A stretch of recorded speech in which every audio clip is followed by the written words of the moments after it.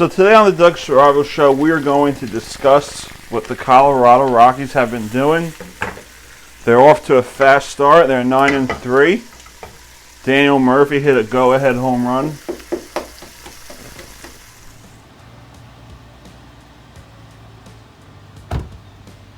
I'm Doug Serago. I talk sports, politics, and faith. This is the Doug Serago Show.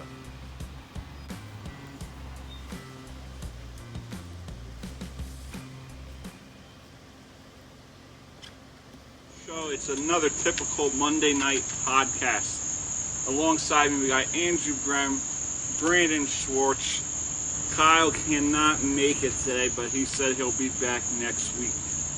We have a lot to get to today. We have coronavirus talk, update on the stock market, Stanley Cup playoffs, the Nets, the Magic secure the last two East spots, surprising Major League Baseball teams, recap of our picks, MLB picks, and this is what Phil Murphy had to say today.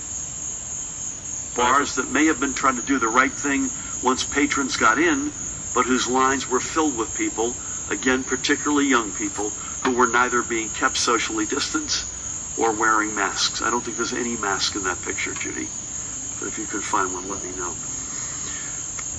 So the picture clearly shows that none of these teenagers, adults, young adults aren't following the procedures with the mask. Andrew and I, we go to church, we wear the mask. Well, of course, it's mandated. We don't want to, but we have to, and we're doing the right thing. Yeah. So Before this whole thing happened, I heard the Lakers were top in the conference. They were really good, very solid team. And LeBron James, with LeBron James, it's a powerhouse with him being. It's a lot different being a 60-game schedule, because one big winning streak could put you into the postseason. Where it's 162 games, you're going to have a winning streak. Then you're going to have a losing streak and fall apart real fast. So how important is it for these teams to go on a quick run? I think it's very important. I was asking Brendan. All right. Then I'll get to you. All right.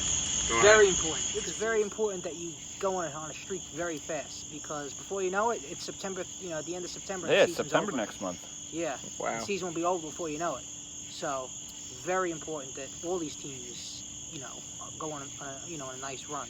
So out of the three teams that I've mentioned, the Tigers are at 8-5, the Marlins at 7-3, and then you have the Rockies, who are 11-4. Out of all the three teams, which team do you think is legit and can make a postseason spot? The Rockies. The Rockies? I'm thinking the Rockies too. Brandon? I think the Rockies too, because I think the Tigers they don't have anything. And the Marlins, I just can't see it. Yeah, I think the Marlins are going to fall apart. The Marlins, yeah. I think the Rockies are going to do it. I mean, they already have over 10 wins and less than 5 losses. So I think the Rockies have the best team out of those three. Yeah. The best roster out of those three teams. Yeah, Marlins, you could say, are still kind of rebuilding. Yeah. And you have the Braves, you have the Mets, you have the Phillies, you have the Nationals. The AL Central is always up in the air. You have the Twins 1 year, then you have the Indians. Yeah. And the White Sox have a young core. So I really believe this is the Rockies' year to maybe get a wild card, but also maybe win the division if they compete with the Dodgers and stay there. You have Daniel Murphy, Charlie Blackmon, Nolan Arenado. Pitching is always a question mark.